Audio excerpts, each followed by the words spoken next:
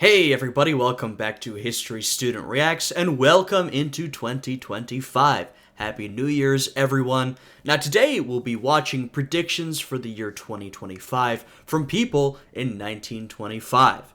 Right, what better way to start this new year with some predictions from 100 years ago. This is by the channel Dime Store Adventures. I haven't seen this guy's videos before, but it popped into my recommended. I thought this one seemed very fitting for today's reaction. Now, before we get into this one, I'd appreciate it if you guys would leave a like, subscribe to the channel, and check out my Patreon, which is linked down below. Now, with all of that out of the way, let's jump right into this reaction. Way back in 1925, an article appeared in the Roanoke Times about a Spanish oak tree in Accomack, Virginia, that recently had fallen prey to disease and decay. Damn.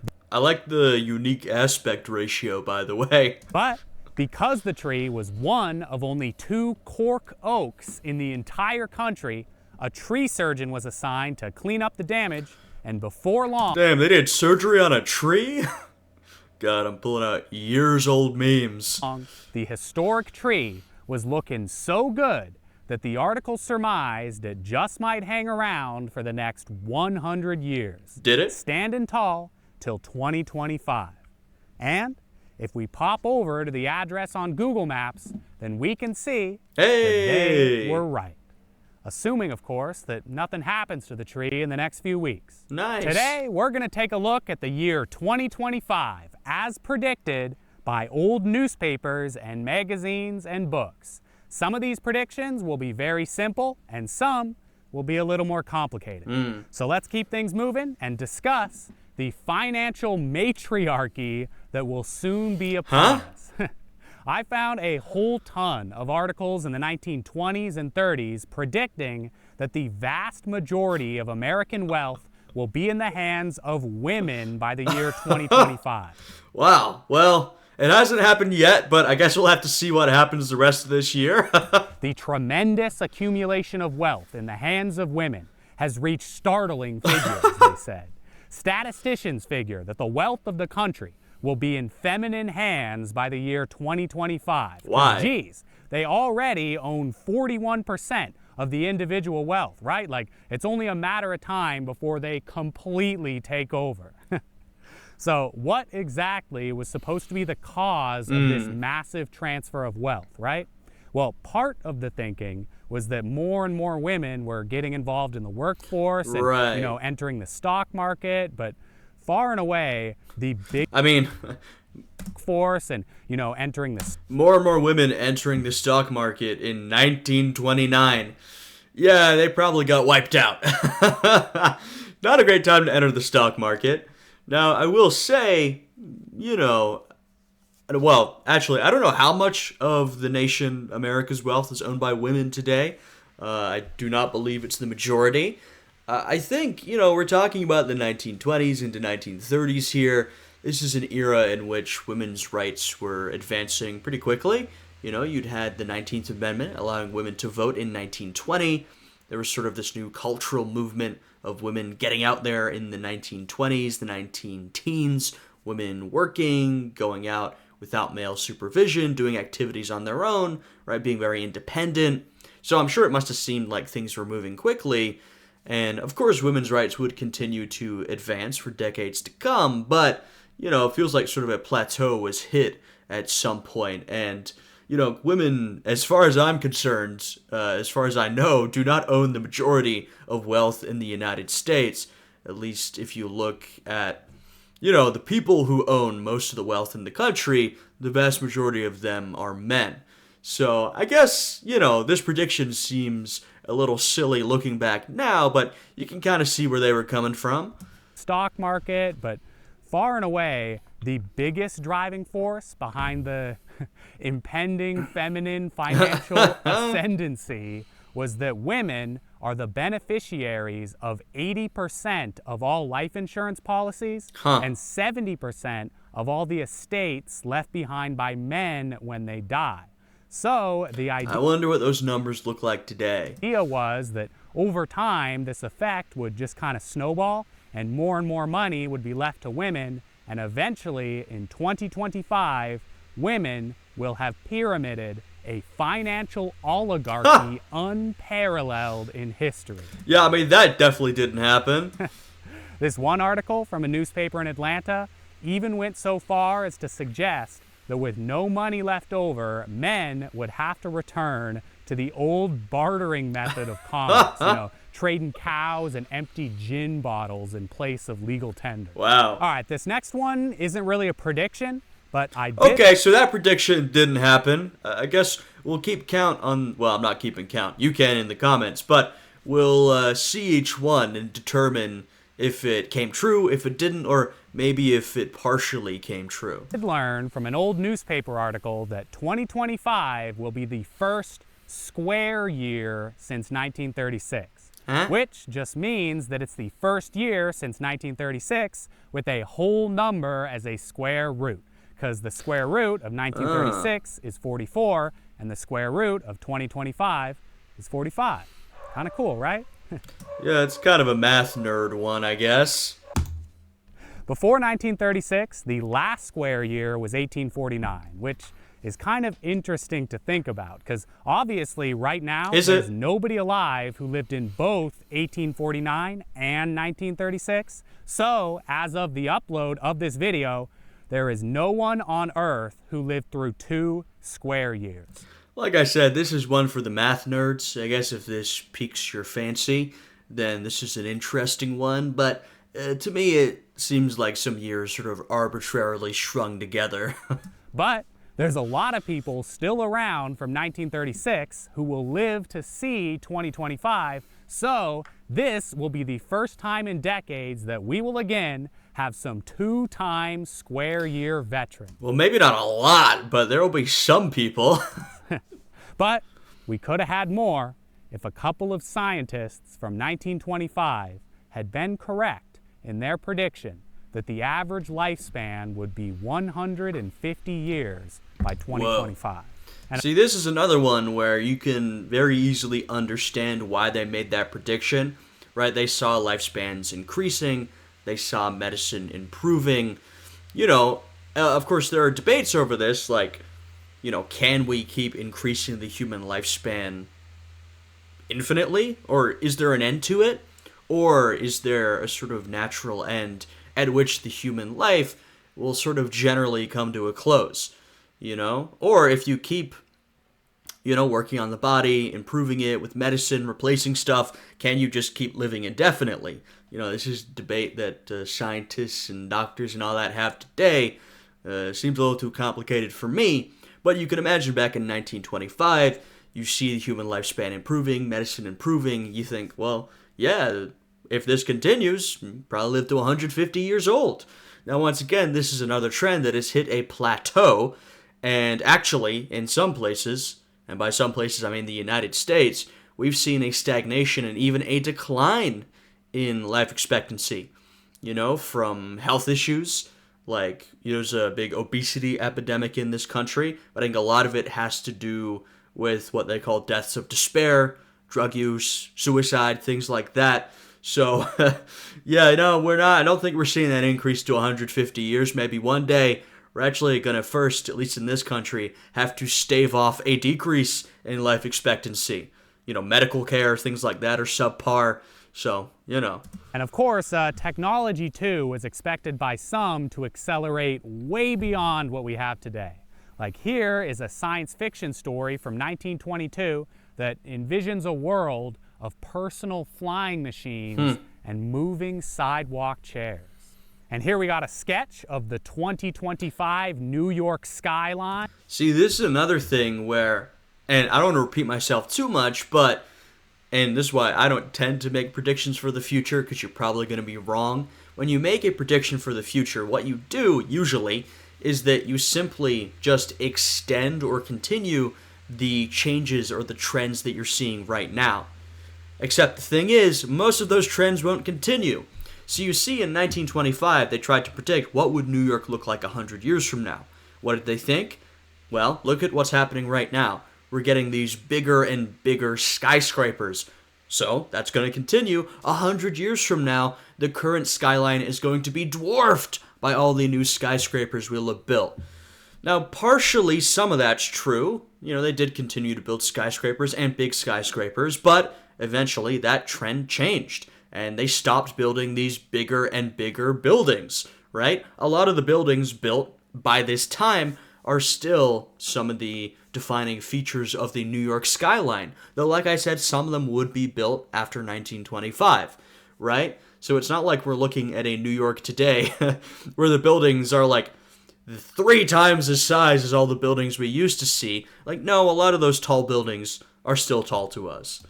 That I found in a newspaper from 1925, those are personal airplanes flying around up there, projected to replace the automobile. Wow. And on the other side of the country, here's Los Angeles in 2025. I like how the planes in this one are still very much in the style of 1925. Yeah, it turns out the automobile is still the dominant vehicle, and if anything's going to challenge it, it's not going to be personal flying machines. Frankly, the 3 dominant modes of transportation are commercial flights, automobiles, and trains still. And if you're talking about sort of short to mid-distance travel, you can take out planes, still essentially the automobile and the train, and any sort of variation of the train. I guess you can add the bus in there as well, sort of public transit. But at least in the United States, the automobile is by far the most dominant kind of transportation. And rail is, not doing so hot here. I guess there's going to be no major air travel innovations in the next century, apparently. And one last little tidbit before we move on from technology. Here is a funny exchange that I found in a couple of old articles. Apparently, in 1925, a British professor predicted that radio waves, or wireless, would run the world by 2025. Okay. Every single facet of society would be ran on wireless. Okay, I mean, I don't know if the specifics were correct, but he's in the right area. Transportation, lighting, you name it. And that idea prompted a newspaper in Cincinnati to respond by saying, okay, isn't this taking things just a little bit too far? Like, why would we want our bodies to be operated by machinery? Pretty soon, we'll be making love via wireless. And where is the fun in that? Well, we are not, I guess not quite at this point, but I think we're kind of heading in that direction in some ways. All right, moving on from tech, here is a very strange magazine article that I can only assume must have been satirical. Okay. The crossword puzzle, it says, may at first seem to be an innocent game, but I would love to see where this is going. I was just thinking, I love the concept of this video. I imagine this guy just accessed some old databases for newspapers, typed in maybe 2025, maybe 100 years from now, put in the date range that he wanted, and then was able to find all these fascinating old newspaper articles. It's a good concept. So yeah, very interesting. I haven't quite seen something like this, where you go through all these old newspapers and magazines. Yeah, I like it. Says, may at first seem to be an innocent game, but could very easily become a menace if its popularity continues to grow at such an astonishing rate. Okay. Because children in 1925 are obsessed with crossword puzzles, right? I mean, what we have, like, I don't know, Wordle and stuff today. All the New York Times little games that people play. I don't know if Wordle's really as popular as it was. And they're not exactly the same as a classic crossword puzzle, but hey, I mean, they're kind of dominating today as well. And that obsession is only growing. So by 2025, I'm thinking that school will be taught via crossword puzzles. Wow. And Cleopatra and George Washington and William the Conqueror, these great, important, massive historical figures. Let me read through this one.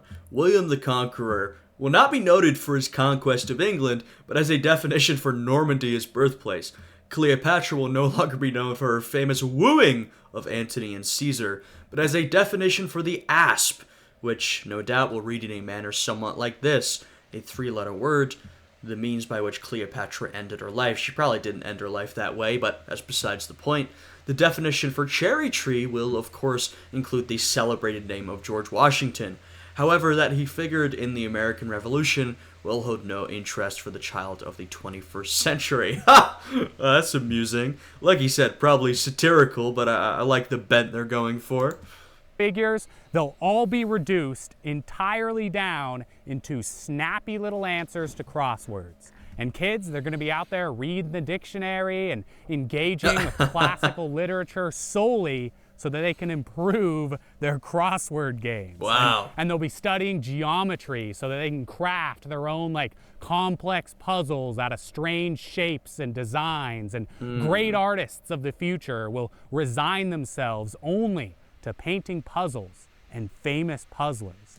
Yeah, I think kids today are mostly just playing Fortnite, so, you can compare that to a crossword puzzle, whichever you prefer. So we, the people of 1925, must unite to avoid this dismal image of the future. We must stand together and ban the nefarious crossword. Wow. Because elsewise, the meaning of BC will very quickly transform from before Christ to before crossword. Damn. All right, here. I mean, satirical, but crosswords must have really been popping off in 1925. Here's another fun one. This magazine writer is worried that people in 2025 are going to look back to 100 years in the past and assume that everybody just loved the sport of golf. So this guy is going to take it upon himself to put in writing that golf is a miserable excuse for exercise and that there is no more depressing sight than a crowd of spectators watching two great athletes completely waste their potential trying to knock a stationary ball into a tin pot. All right. I mean, I'm not a big golf fan myself, but I'm getting the message. You don't like golf. So there you go. I hope that your preconceived notions about the popularity of golf in 1925 were just shattered into pieces. This next one is another that isn't exactly a prediction, but it just kind of makes me laugh, so I'm going to include it anyway. Okay. In 1925, a girls' club at a college in Indiana held a very secretive party that was themed around predictions for the year 2025. There was no boys allowed. It's just this futuristic party for girls only, and they're going to go in there and hang out and party like it's 2025. And I like this one because imagine if those girls were just right on the money. Like 100 years ago, these college students just perfectly predicted 2025, and they're in there hanging out in the school gym, and they're pretending to take selfies on imaginary cell phones, and they're drinking iced coffee. Well, I guess we'll never know. And they're they're complimenting each other's drip, and they're talking about how their party is living rent-free in the heads of all the boys, and they just completely nailed every single prediction. Well, I mean, the thing is, if they're really getting those predictions right, then they'll be doing a bunch of things and saying a bunch of things that we won't even know. Drip, rent-free, these are all old memes at this point. We're still waiting for all the 2025 memes. But we'll never know because it was a mysterious, secretive party, and probably none of the attendees are alive today to see if their predictions came true. Such a shame. Moving along, in 1950, the United States government bought 210 million eggs from American farmers in order to keep the price of eggs kind of stabilized, and then they stowed the eggs away underground to keep them cool. I mean, hey, the price of eggs has been a big political issue in the United States of late. Which prompted this journalist from Michigan to wonder how that whole event was going to shake out in the history books. Is little Priscilla in 2020... I love this. All this is not going to look very good in the history books. Sorry, my friend, but we're not really reading about this in the history books. Maybe if you've got a real niche interest in American agriculture in the 1950s. But aside from that, it hasn't really, stood up to the memory of generations. Going to be asking why folks in Grandpa's time used to bury all their gold at Fort Knox and keep all their eggs in caves. Next, we got we still know about Fort Knox, so, journalist in 1946 remarking on the huge amount of books that have recently been published about Franklin Roosevelt. Chances are, by 2025, he says, there will be more books about FDR than there will be about Abraham Lincoln. And if we pop open Goodreads real quick, we can see that there are about 2,100 FDR books and 15,000 Lincoln Holy. I don't know if Goodreads is exhaustive, but I'd be willing to bet there are more Lincoln books than FDR books. So I guess the idea is, wow, there will be more written about FDR than Lincoln. Not true, but the sort of general direction of it, that FDR, there's going to be so much written about him. That is true, right? FDR, I guess I don't entirely know during his life, but he was pretty iconic during his life, and definitely after his death, he's become one of America's most iconic presidents, right? I think Lincoln still outranks him in that department. Lincoln's still more famous, it's more well-known, more read about, but FDR is right up there, right? He's one of those top, most well-known, well-regarded as well presidents. So, not entirely right, but the direction's sort of accurate. So, unless we all really get to work in the next few weeks, this prediction just ain't gonna work out. All right, here's a pretty weird one that I found in a yearbook from 1923 for a high school in Lancaster, Pennsylvania. It's pronounced Lancaster, but I'll let it go. It just popped into my mind. It's sort of nearby-ish where I live. Actually, the yearbook is from 1951. I don't know why I said 1923. The pages on all the graduating seniors have a sort of like question and answer section, and most of the questions are like the normal stuff you would expect to find in a yearbook, right? Like what's your favorite food and what's your favorite song?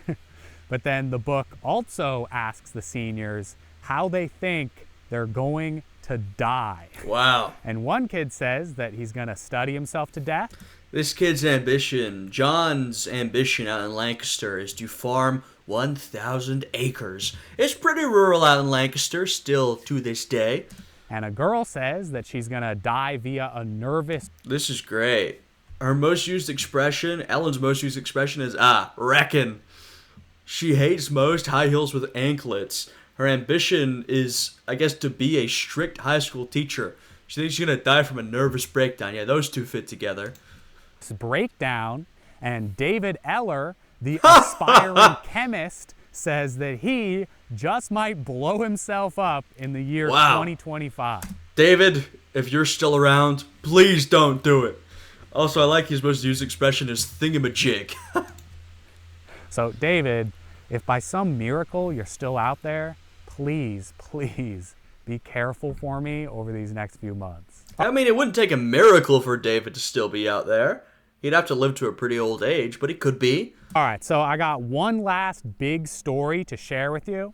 But before we get there, how about we just rapid fire burn through a whole bunch of shorter predictions? Here's an article from 1950 about a fashion show that was sort of meant to predict the futuristic styles of the year 2025.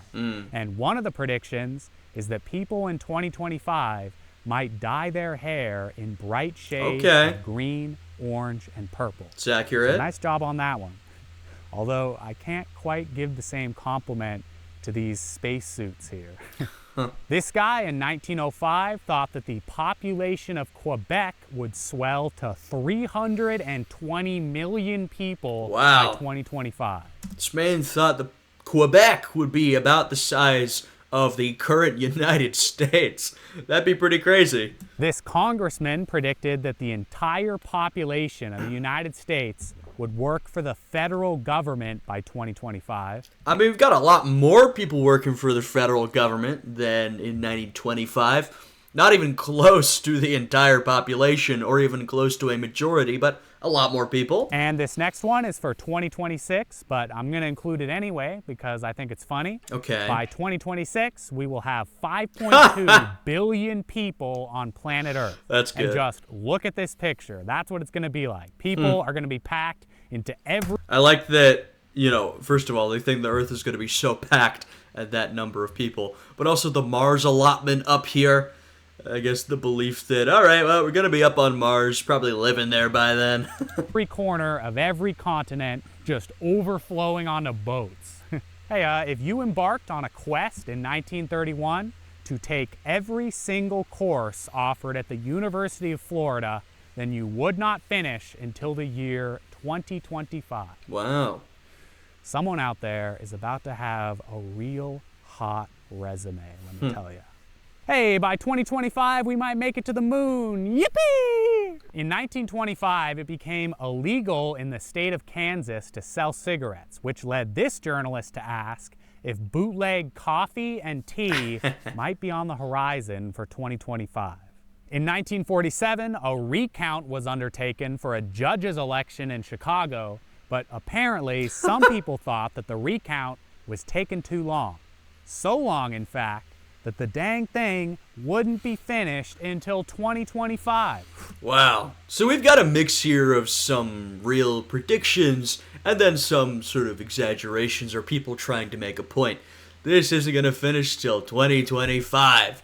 Or I guarantee that congressman who said he thought, the entire population be employed by the federal government, he was probably making a political point. So these are not necessarily actual predictions, but it is funny to see the sort of current year referenced in some of these past debates and discussions. I don't know about you, but I am real excited to find out who won. Here we got a store called Gamble's that decided in 1960 to hold their 100th anniversary sale. Okay. Despite the fact that the company had only been around for 35 years. But hey, according to them, the store might not even be around by 2025. Okay. So why not just hold the sale right now instead? Why not? I know a 100-year anniversary is sort of a bigger deal, but why not just hold a 35-year anniversary and do the same sales and stuff? I wonder if Gamble Stores is still around today. And I think that was a good idea, because as far as I can tell, Gamble's does not exist anymore. Damn. This magazine writer predicts that history will smile very kindly upon Leon Trotsky. Well, let me see. 100 years from now, when passions have sufficiently... So, Christian Century. I'm assuming this is an American newspaper. That's what we've been drawing from mostly.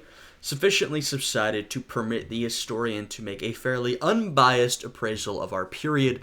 No contemporary will command more attention than Leon Trotsky. The things for which he should have been so repugnant to most of us, the cartoons in which he has been pictured have made him out such as a grotesque that there are few who comprehend the scale of the man's interests and achievements. Yet it is altogether possible that history will account him the best general of our period, overflowing with generals. Not even Napoleon... this is not the case. I will say... It's 1925. There is a Red Scare happening in the United States. However, the Cold War didn't begin until at the end / after World War II. So the relationship between the U.S. and the USSR was, a little different than it was following the war. Right? You think of America, the Soviet Union, arch rivals. America was always pretty hostile to the Soviet project, but... maybe a little less so prior to World War II, or I should say prior to the end of World War II, because of course the US and the USSR worked together during that conflict. Now, Leon Trotsky is not necessarily revered in the way he's discussed here. He is a fairly prominent historical figure. I think he is respected for his ability to organize militarily. That is true. He's definitely not regarded as more impressive than Napoleon or anything. Perhaps they expected he'd get up to... I don't know when Trotsky died. If this is before his death, maybe they thought he'd get up to some more grand achievements. He did not. So maybe that plays into it. There's been, I guess, somewhat of a reevaluation of Trotsky. And there are some people today, call them Trotskyites, who still believe, not very many, but some people who believe that had Trotsky taken over instead of Stalin, things would have been entirely different. I don't believe that to be true, but some do believe that. So, this hasn't really come true, but, there's a variety of opinions on Leon Trotsky, I guess. despite the fact that he is so heavily maligned in 2025. And this journalist says that because people in 1925 celebrate the old days of pirates and smugglers, people in 2025 just might craft romantic stories out of the current era of gangsters and bootleggers. Yeah. That's some pretty good cultural analysis there. Yeah, and I think that one, I was saying that I don't necessarily do predictions, and this is a prediction, but it is a prediction that's fairly grounded in, I think, good cultural analysis, like he said. And to be fair, this is one of those predictions, frankly, the best predictions, right? The ones where people go, wow, this guy was before his time, or you really predicted this, are predictions that were true at the time, but just not recognized. So it is the case that during the Prohibition era, a lot of these gangsters and bootleggers, though they were feared, were also romanticized, right? Their stories were told in the newspapers, over the radio, people were interested in them. Some of them were even, seen in a positive light for a certain period of time.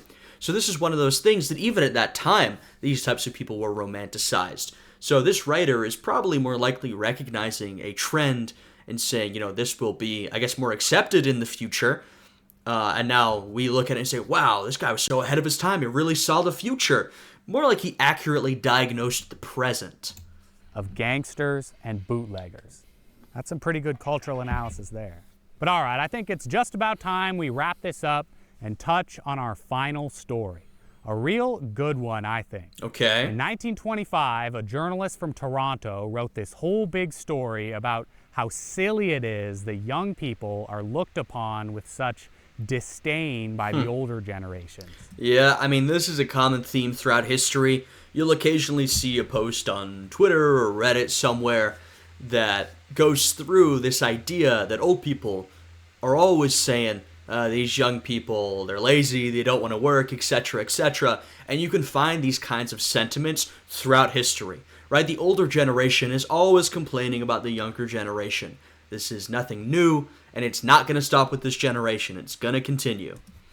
He says that the older crowd is constantly accusing the youth of seeking stimulation and excitement, despite the fact that old people have been saying that exact same thing basically forever. That's so funny. So not only have old people been saying that forever, but the point I just made that recognizes that, people have also been recognizing that for forever. So 100 years ago, the person writing this article is essentially making the point that I just made right now. Like the journalist says that any senior citizen should be able to remember the days of their own youth when their own generation was undoubtedly criticized for being lazy and airheaded and thoughtless and pleasure seekers with no ability to understand money and the economy. Like every single generation inevitably gets old and starts levying the exact same accusations against the contemporary youth that they heard themselves. And so it's just completely ridiculous to argue that any crop of young people is somehow objectively worse than all that came before them. But as the journalist sadly recognizes, this is an uphill fight. It's simply impossible to reason with those who say that the young people of today are the worst ever. Yeah. It's totally unproductive to even try to change their minds, right? Like the journalist here is very solemnly wondering if there's even a point to writing this article.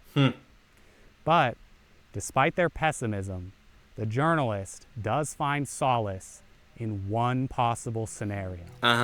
Perhaps a century after its publication, someone might find this article by pure happenstance and quote it to the dismay of the complaining old folks of the year 2025. I like that. I like that a lot. I will say, I wish he'd included the name of this journalist, right? That would have been a nice inclusion, since we're really giving this person their flowers. But I always like when people write for posterity. They write for the future. It's such a nice treat to discover that. I think of someone like a Denis Diderot, one of the famous philosophers of the Enlightenment. He was someone who often wrote for posterity. And when I say wrote for posterity, I mean, I mean both with an eye to the future, but also people who literally wrote, I'm writing this for future generations. Please read this. He was someone who did that as well. I always find that somewhat charming. Of the complaining old folks of the year 2025. So maybe these lines won't be quite so futile after all. Thank you for watching, and I'll see you next time. All right. Fantastic. I really enjoyed that video. It's a bit different than what we usually do, but, you know, I always like to try out new types of reactions. So, yeah, I really enjoyed that one. You know, we got to go through some of these real predictions and some of the sort of debates and discussions of the time. Most of the predictions were not true. Some were not even close to true. That's why I said, yeah, I don't tend to make predictions myself. You're more often than not likely to be wrong. The best predictions are ones that are true at the time and just continue to be true. But anyway, yeah, great video. If you guys enjoyed it, I'd appreciate it if you'd leave a like, subscribe, check out my Patreon, which is linked down below. And with all of that out of the way, hope you guys are having a great day today, and I'll see you all again next time and throughout 2025. Goodbye.